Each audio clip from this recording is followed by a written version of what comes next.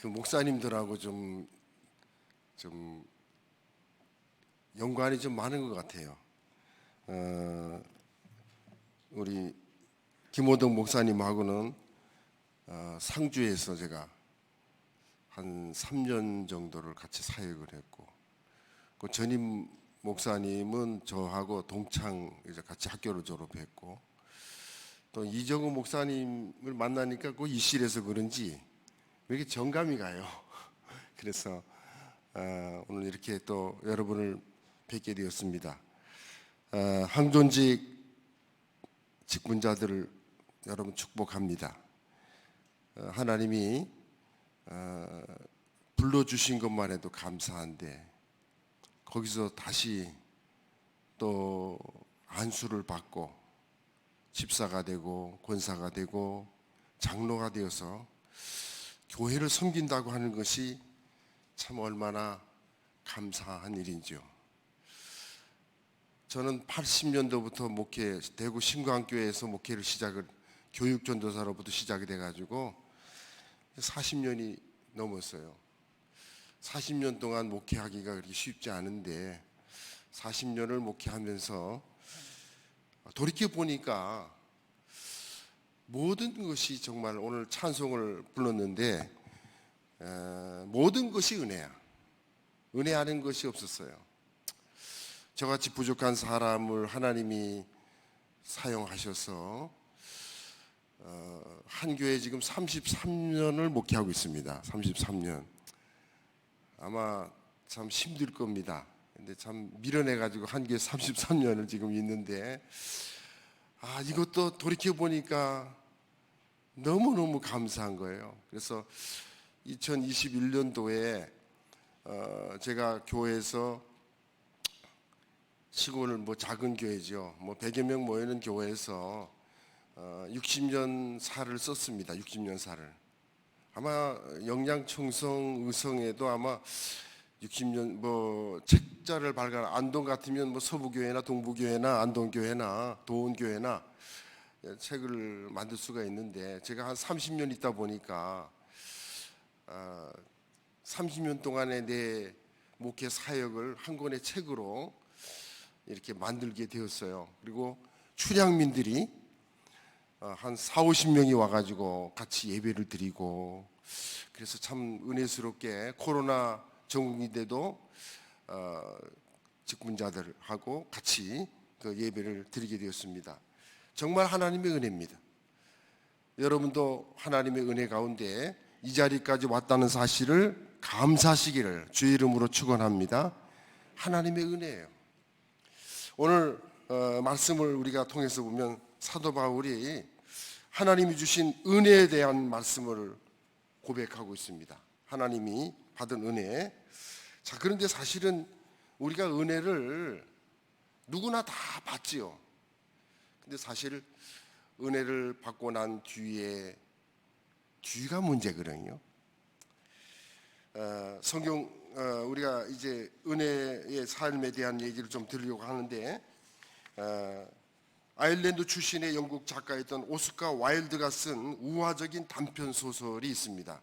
그 단편 소설을 우리가 보게 되면 많은 사람들이 은혜를 받았다는 겁니다. 은혜를 받고 삽니다. 그리고 감사도 합니다. 사실 성경에도 많은 사람들이, 병든 사람들이 고침을 받고 또 은혜를 받고 그렇게 살았는데, 이 사람이 이제 쓸 때 후속 조치, 은혜 받고 난 뒤, 병이 낫고 난 뒤에 이후의 삶이 성경에 별로 기록된 것이 없어요. 그래서 사실은 그 내용을 성경을 기초로 해가지고 우화적으로 쓴 단편 소설인데요. 오스카 와일드가 쓴 거기 내용을 보게 되면 이런 것이 있습니다. 이제 알코올 중독자가 예수님을 만났습니다. 그래서 새롭게 변화됐습니다. 술을 끊고 나니까 또 육신도 절름발이니까 술을 끊고 났고 절름발이가 돼서 건강한 몸이 되었는데 자기를 인정해 주지 않는 거예요. 아무도 인정해 주지 않아요.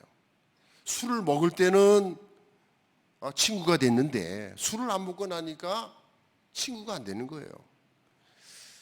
그런 어느 날 이제 주님을 만나게 되는데 왜 이렇게 됐어? 물으니까 예수님, 당신을 만나가지고 내가 병 고치고 치료는 받았지만은 나와 아무 친구가 되어주는 사람이 없었습니다. 차라리 나는 술 친구가 좋습니다. 그래서 다시 술 친구로 다시 돌아갔다는 얘기입니다. 한 번은 어느 창녀를 만나게 됐는데 그 창녀도 예수님을 통해서 치료를 받고 회복이 되고 건강한 삶을 살게 된 거죠. 그러나 사실 창녀하고 손가락질 받고 세상에서 내가 아무리 나는 깨끗한 사람이다 그냥 거듭났다고 하더라도 세상은 나를 그렇게 봐주지 않는 거예요. 과거를 얘기하잖아요. 이 세상은 과거의 전적이 이런 사람이다, 창녀였다, 누가 인정해 주지 않아요. 그 너무 외로웠어요. 나는 살 길이 막막했어요. 그래서 나는 다시 고통스럽지만은 나는 창녀로 돌아갔습니다. 또 주먹을 좀 쓰는 사람이 있었는데 이 사람도 이제 싸움질을 잘하니까 사람들을 때려 눕히기도 하고 주먹을 씁니다. 주님 만나가지고 이제는 변화되었습니다. 주먹을 안 씁니다. 그런데 세상 돌아가는 걸 보니까 너무 부조리하잖아요. 지금 우리가 사는 세상이 옳은 세상입니까?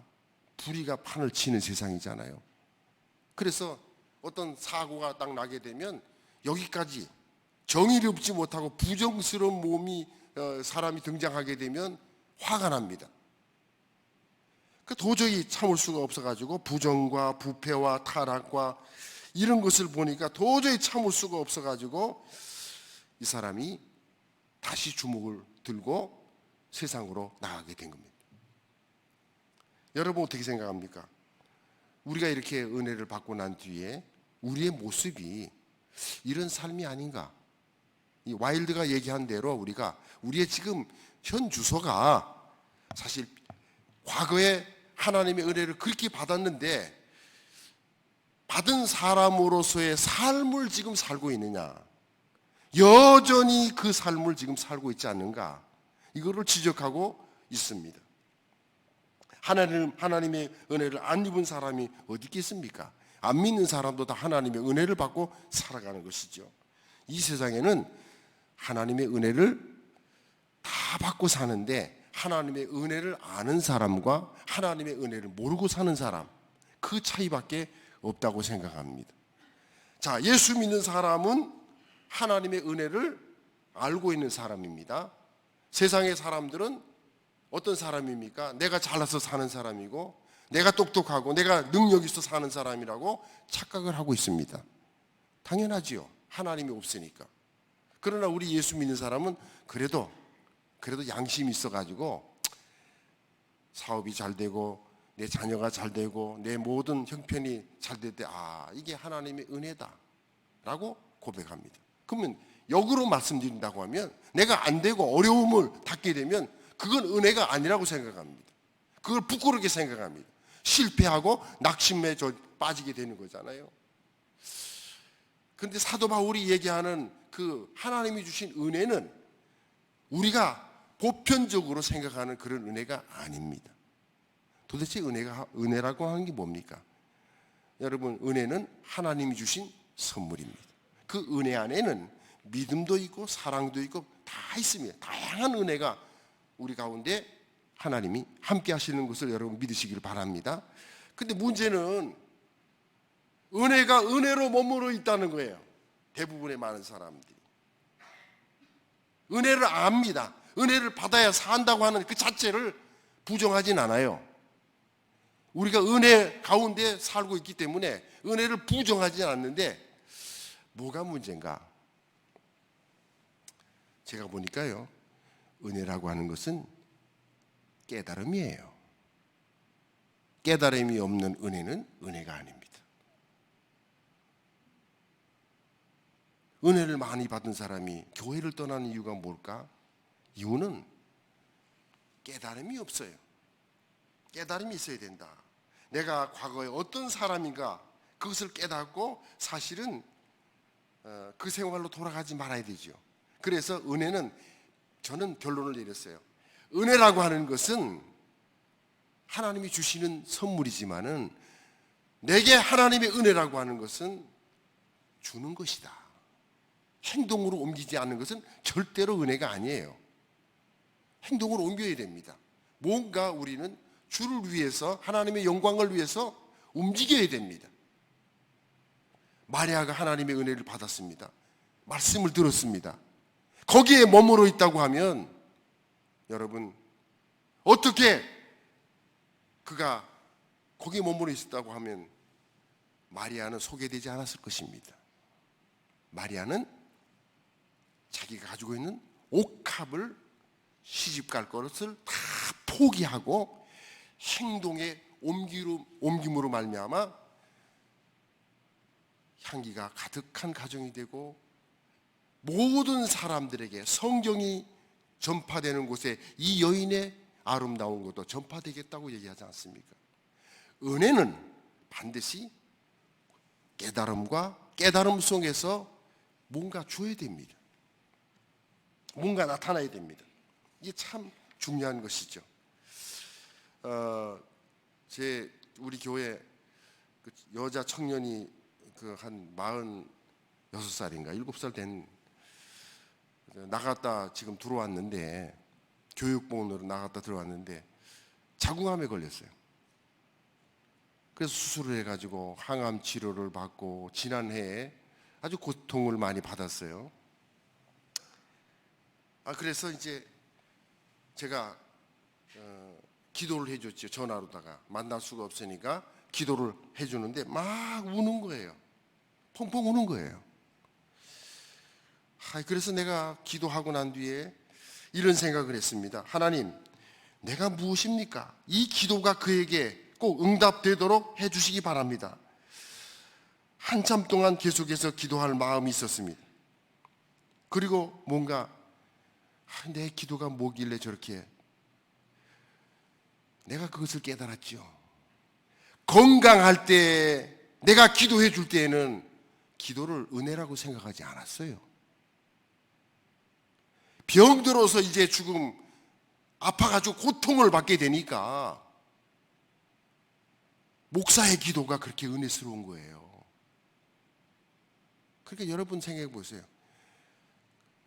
그 평상시에는 은혜로 생각하지 않았다는 거예요. 내가 어려움이 닥치고 고통이 닥치니까 목사님의 기도 한마디 한마디가 큰 감동이 되고 눈물을 펑펑 쏟는 거예요. 근데 문제는요, 앞으로의 삶을 저는 들여다보고 있어요. 어떻게 변할까? 그게 더 중요한 거 아니겠어요? 토레이 목사님이 있었는데 어떤 여인이 찾아와가지고 내가요 예수를 신바람나게 한번 믿어보고 있습니다. 내가 성경 공부도 하고요, 내가 부흥 집회도 참석하고요, 예배 시간에 빠지지 않고 열심히 참석하겠습니다. 여러분 다 우리가 그렇잖아요. 열심히 교회를 위해서 봉사하고 충성하겠다는 마음은 다 갖고 있어요. 목회자뿐 아니라 우리 항존지 집분자들은 다 그런 마음을 갖는다니까요.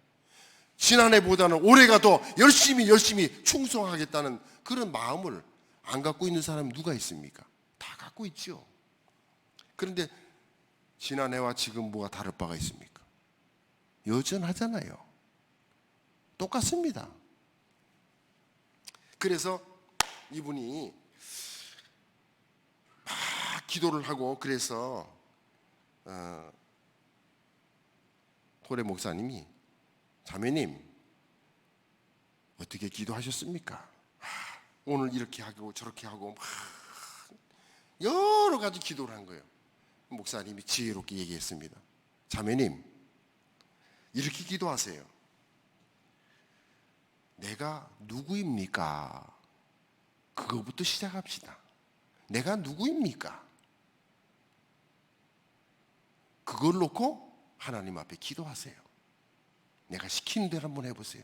다른 기도하지 말고, 내가 충성하겠다고 하지 말고, 내가 신바람 나게 목회를 예를 들어서 목회를 한다든지 신바람 나게 교회를 위해서 막 서부 교회를 위해서 열심히 내가 봉사하겠다고 그거 접어놓고 이제부터 하나님, 내가 도대체 누굽니까? 내 자신을 모르는데 내가 누군지도 모르면서 어떻게 일을 할 수 있겠어요? 그래서 기도를 그렇게 하라고 그러니까 이제 순종하는 마음을 가지고 기도를 열심히 시작합니다. 열심히 며칠 날 기도를 하는데 정말 성령께서 그에게 찾아오신 거예요. 성령의 인침, 성령의 역사하심이 나타나게 되니까 자기의 추한 모습이 막 드러나기 시작하는 거예요. 주님을 만나야지. 주님을 만난 경험이 없는 사람이 주의 일을 한다고요? 못하는 거예요. 한다 그래도 그거 지 낫내기 위해서 하는 거지, 형식적으로 하는 것이지. 그래서 목사님을 봐도 막 목사님한테 참 뭐 설교를 저렇게 하니 뭐 오늘 설교를 뭐 저렇게 하니 그런 얘기도 막 하고 다 보입니다. 목회자는요, 얼굴만 보면 다 알아. 저분이 무슨 생각을 하고 있는가. 40년 내가 여러 성도들의 얼굴을 한 사람을 들여다보고 있는데 왜 모르겠습니까? 대충은 안다니까요. 그래서 막 이제 남편을 봐도 불쌍하고, 그래서 이제는 어떻게 하느냐, 목사님이 오라 그래가지고 이제는 뭐라고 기도해야 돼? 다음 기도는 십자가를 알게 하소서. 이게 두 번째 기도입니다. 십자가를 알게 하소서. 그래가지고 이제 막 기도하다 보니까 이제 감동이 되고, 그러다 보니까 막 섭섭한 일도 생각나고 억울한 일도 생각이 나고 다른 사람이 나에게 막 옥배소리도 하고 별의별 일들이 다 있었던 거예요. 그런데 사실은 십자가를 알고 난 뒤에 저 십자가가 나를 위해서 주님이 십자가를 지신 것을 아주 뼈저리게 느끼게 된 거예요. 그러니까 이 깨달음이 얼마나 중요한 거예요. 주님을 만난 사람은 변화가 일어나게 될 거예요. 삶이 완전히 뒤집어진 거예요. 여러분, 올 한 해 여러분들이 항준지 직분자로서 여러분 그 태코만 가지고 있을 것이 아니라 정말 내가 누군지를 알아야 돼요. 내가 누구냐 이거. 이 교회 속에서 나라고 하는 존재가 어떻게 쓰임을 받을 것인가, 나라고 하는 존재가 어떤 사람인가, 이거부터 알아야 됩니다. 뭐 계획을 세우지 마세요. 나를 모르는데 어떻게 하나님의 일을 할 수 있겠습니까? 주님을 알지 못하고 십자가를 알지 못하는 사람이 어떻게 십자가를 지겠다고 허풍을 칩니까? 거짓말이에요. 다 도망친다니까. 제자들이 그랬잖아요. 제자들이 3년씩 따라다녀도 그들은 십자가가 뭔지도 몰랐어요. 십자가를 지신다고 하니까 바요나 시모나 내가 복이 있다. 천국 열쇠까지 줬단 말이에요. 열쇠까지. 그런데 예수님이 뭐라 그랬습니까? 내가 얼마 안 있으면 난 죽는다. 절대로 주님은 죽을 수 없습니다. 내가 차라리 죽겠습니다. 그거는 자기 열정이었지요. 예수님은 뭐라고 얘기했습니까? 사단아, 내 뒤로 물러가라. 너는 하나님의 일을 염려하지 않고 사람의 일을 염려한단 말이에요. 교회라고 하는 공동체는, 우리 직분자들은 하나님의 일을 할 때 주님을 똑바로 보고 일을 해야 돼요. 내 재력 가지고 할 것 같아요? 내 능력 가지고 하는 것입니까? 나를 알지 못하고 십자가를 알지 못하면, 그 깨달음이 없으면 봉사하는 것도 헛겁니다. 의미가 없어요. 그게 참 중요한 일이라고 생각합니다. 믿음이란 내가 하나님을 믿고 하나님의 사랑한다는 것이 아니라 하나님께서 나를 사랑하시기 때문에 그 사랑을 깨닫는 거예요. 하나님이 사랑하고 있어요. 언제나 사랑하고 있어요. 그 사랑을 느끼는 것입니다. 그래서 시편 139편 9절에 내가 새벽 날개를 치고 바다 가운데 가서 거할지라도 거기도 계시고 여기도 계시고 다 계신다는 얘기예요. 안 계신 곳이 없어요. 빌립보서 3장 12절에 보면 내가 그리스도께서 잡힌 바 된 그것을 위해서 잡으려고 쫓아가노라. 이제 포로가 된 거예요. 주님이 포로가 되었다. 이제는 하나님의 사람이 된 겁니다. 표대를 향해서 가는 것입니다. 자, 그래서 우리는 바울은 하나님이 주신 은혜를 깨닫는 거. 그래서 처음에는 바울이 고린도 교회에서 내가 사도다 개망신당했잖아. 가면 갈수록 그는 나는 죄인의 괴수라고 얘기하지 않습니다.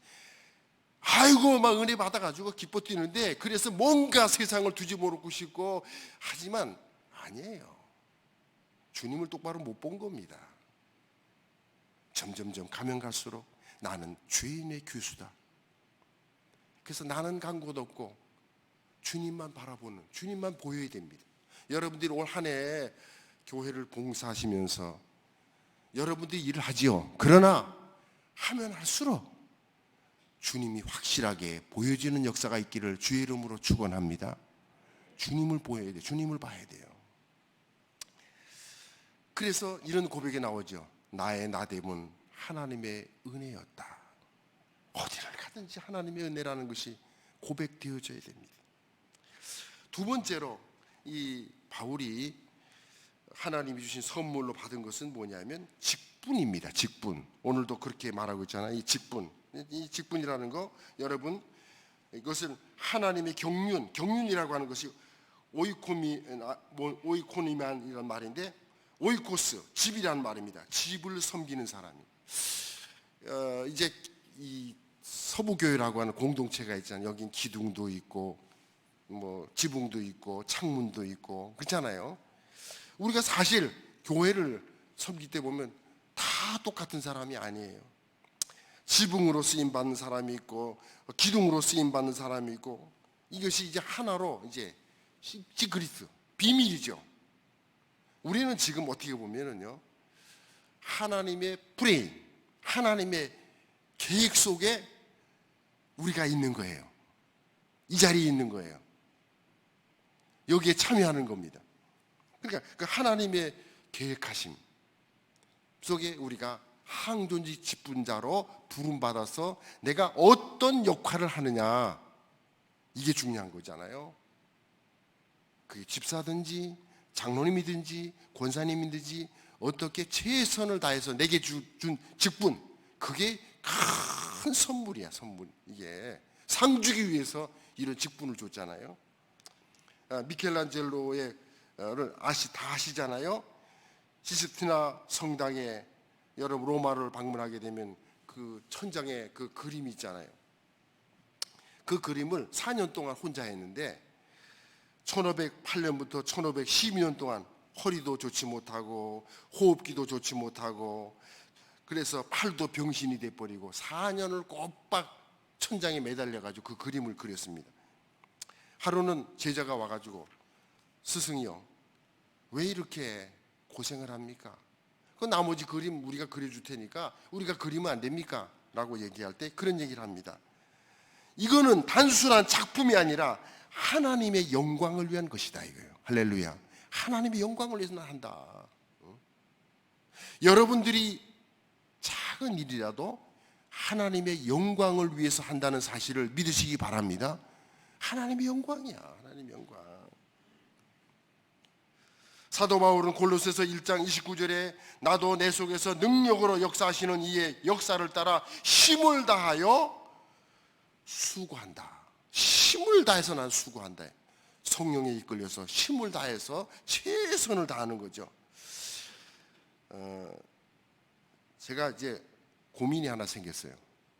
사실은 제가 이제 한 내년쯤 중반이나 돼서 은퇴를 할까, 어느덧 은퇴가 돼버린 거예요. 머리가 다 검었잖아요. 아직 쉬지 않았는데 은퇴가 이제 가까워졌는데, 은퇴하면 뭐 할까? 우리 이제 목사님들, 우리 친구 목사님들이 이제 하나 둘씩 다 은퇴를 하고 하는데 뭘 할까? 어디서 살까? 지금 고민해요. 안동에서 살까? 대구로 살까? 딸이 있는 저 분당에 가서 살까? 지금은 뭐 마음이 말해 그래요. 그런데 제일 중요한 게 뭐냐면 내가 어떻게 남은 여생을 살 것인가. 난 그랬어요. 우리 집사람 보고 내가 40년 이상 했는데 난 좀 쉬어야 되겠다. 여러분, 목회자는요, 이정 목사님도 그럴 거예요. 미국을 가든지 어딜 가든지 항상 목회자는요, 교회 생각입니다. 나는 내 자신을 위해서 자신을 위한 시간이 없어요. 내 자신을 위해서 시간을 한 거 없어요. 그냥 우리는 끌려가는 거예요. 예? 가자 그러면 가고, 그저 병든 사람이 신방해야 되고, 지금 이제 신방 기간인데 우리 신방을 계속 해야 되고, 내 시간이 없어. 난 쉼이 필요하다. 뭘 하고 놀까? 그런 생각하다 보니까 같이 장신대를 졸업한 청송의 도동교회 출신 박기철 목사님이라는 분이 있어요. 그분이 분당 제1교회를 개척을 해서 38년 만에 지난해 은퇴를 하고 나한테 책을 보내줬어요. 이제 은퇴해가지고 이제 편안히 살겠지 했더니 이 사람이 또 대단하더라고요. 내보니까 또 선교회 조직해가지고 선교하겠다고. 나는 놀려고 생각하는데 이 친구는 말이에요, 끝까지 뭘 하려고 그래. 야, 좀 대단하다. 여러분, 항둔지 직분자들은요, 죽을 때까지 그걸 가는 거여야 돼요. 끝까지 가야 되는 거예요. 그래서 우리는 이 직분, 하나님 주신 직분을, 목사가 죽을 때까지 목사로 가야 돼. 장로님은 70세 은퇴하더라도 끝까지 장로의 모범을 보여야 되고, 권사님도 그렇고 집사님도 그렇고, 우리는 최선을 다해서 내게 주어진 직분을 최선을 다해서, 이제 세상 일 그만하고 내려놓고, 공직 퇴직한 분들은 오직 교회. 이제 시간이 얼마 안 남았는데 얼마나 남았다고 어디 집 사러 다니기나 하고 뭐나 하긴 하고 투기하려고 그러고 돈 벌려고. 먹고 살 게 있으면은요, 다 묻어두고 주를 위해서, 주님은 나를 위해서 죽으셨는데 주를 위해서 열심히 해서, 죽으란 말 안 합니다. 열심히 충성을 해도 시간이 부족해. 그런데 놀러 다니고 하다 보면은요, 끝나는 거예요. 순식간에 10년 훅 지나가. 나는 60이 됐는데 벌써 70일 바라보잖아요. 슉 지나가 버리는 거야. 10년은 그냥 지나가요. 말 많잖아요. 참 10대는 10kg고 그게 딱 맞는 것 같아. 60 딱 되니까 언제 70이 되는지 몰라. 슉 지나간다니까요. 70 되면 그냥 80이 되는 거예요. 그냥 그러면 끝나는 거야. 80 넘으면 모임도 안 되고 안 돼. 모든 게 끝나는 거예요. 그런데 우리가 땅의 것을 위해서 무엇을 달아주겠습니까? 은을 달아주겠습니까? 금을 달아주겠습니까? 이제 우리가 이미 결정된 사람들 아닙니까? 천국을 향해서 하나님의 교회를 섬기는 일에 최선을 다하시기를 주의 이름으로 부탁을 드립니다. 한 가지 더 말씀드릴게요. 하나는 뭐냐면, 사도 바울이 이런 고백을 합니다. 이제 내가 고난을 축복으로 생각한다. 이게 고난. 오늘 말씀 보게 되면 이제 복음을 전하는 데 있어서 이제 이 복음을 전하는 것은 신비한 것이 아닙니까? 이방인에게 전하게 한다. 이방인들에게. 그러면 핍박이 오잖아요. 고통이 오잖아요. 그것도 선물로 한다. 선물로. 고난이 선물이에요. 축복이에요. 우리는 기도할 때 그렇게 해야 돼요. 우리 가운데 교회도 편안하기를 원합니다. 가정도 편안하기를 원합니다. 우리의 삶도 편안하기를 원하지만, 편안하려면 지금 죽어야 됩니다. 저 무덤에 가면 제일 편해. 사람이 살아있는 한 고난이 따르게 됩니다. 영적으로 육적으로 끊임없는 고난이 우리에게 따라옵니다. 고난이 없는 영광이 존재하지 않습니다. 고난을 받아야 됩니다. 고난을 선물로 알아야 됩니다. 예수 믿는 사람은요, 고난을 이겨내서 고난 속에서 꽃을 피는 사람이 예수 믿는 사람이에요. 고난을 아픔으로 알고 저주로 알고 피해가려고 하는 사람은 예수 믿는 사람이 아닙니다. 사도 바울은 로마로 왜 갑니까? 죽으라고 간 거예요. 복음 전하기 위해서 가는 거예요. 복음을 위해서 어떤 수고와 어떤 고난이 올지라도 나는 그 길을 가리라. 멋있잖아요. 이것이 얼마나 우리에게 중요한 일입니까? 그래서 사도 바울은 골로새서 1장 24절에 말합니다. 그리스도의 남은 고난을 그의 몸된 교회를 위해서 내 육체에 채우니라. 이 몸된 교회를 위해서 여러분들이 많은 눈물을 흘려야 되고 여기에 채워주시기를 주의 이름으로 부탁을 드립니다. 고난, 기도에 눈물 뿌려 씨를 뿌려야 됩니다. 그래야 후대가 있는 거예요. 이게 고난 아닙니까? 기도하는 것도 어떻게 보면 고난이에요. 이게 이루어질까? 그런데 반드시 울며 씨를 뿌리는 사람은 반드시 기쁨으로 단을 거두는 역사가 반드시 일어납니다. 그래서 우리는 이제 교회 봉사할 때 몸을 아끼지 마세요. 이까지 몸뚱아리 뭐 내일 죽으면 어떻습니까? 빨리 가는데 뭐. 이 세상 지금 100세 시대라고 하지만 100세를 살아보세요. 여러분이 얼마나 하나님의 일을 하겠어요? 얼마나 기쁘겠어요? 얼마나 좋은 영광을 보겠어요? 나는 지금 살아본 경험을 보니까 앞으로 살 게 걱정이야. 우리 아들이 독일에서 지금 한인교회를 맡아서 지금 사역을 하고 있는데 나는 그 아들을 보면은 마음이 아파요. 왜 아프냐? 앞으로 사역이 녹록지 않아요. 박사학위 받으러 가가지고 지금 한인 목회하면서 지금 공부하고 있는데 걱정이 태산같이. 나는 이 정도로 해서 난 끝나지만 뭣도 모르고 그냥 막 사명감에 불 붙어가지고 했는데 야, 앞으로 교회 수는 점점 줄어들고 교회 수도 줄어들고 사람들은 아무리 외쳐도 듣는 이가 없고 듣는 이가 없다니까요. 집에 있는 탕자나 내가 보니까 요즘 새벽 기도에 에스겔을 강의하는데 참 에스겔을 보면 참 마누라 죽었지요. 참 하나님이 참 너무하죠. 그런데 보세요. 바벨론의 포로가 잡혀간 사람들도 안 믿어요. 안 믿어.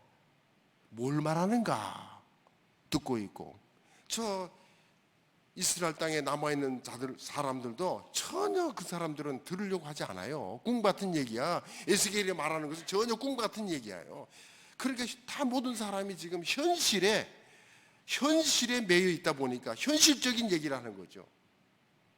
저는 교인들에게 그런 얘기합니다.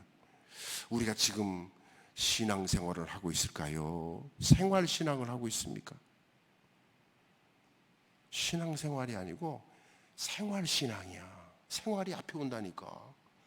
내가 잘 돼야 교회가 잘 되고 나는 못 돼도 교회가 잘 되고 나는 죽어도 하나님의 영광이 드러나야 되고 그게 바로 고난을 축복으로 아는 사람이에요. 서부교회 항준직 직분자들은 이 교회에서 죽을 각오를 해야 됩니다. 그래야 삽니다. 그래야 교회가 삽니다. 가정에서도 그렇잖아요. 내가 죽을 각오를 하면 가정은 일어납니다. 내가 살려고 하면 가정은 죽는 거예요. 자, 그것이 바로 뭐냐? 섬김 아니겠어요? 섬김.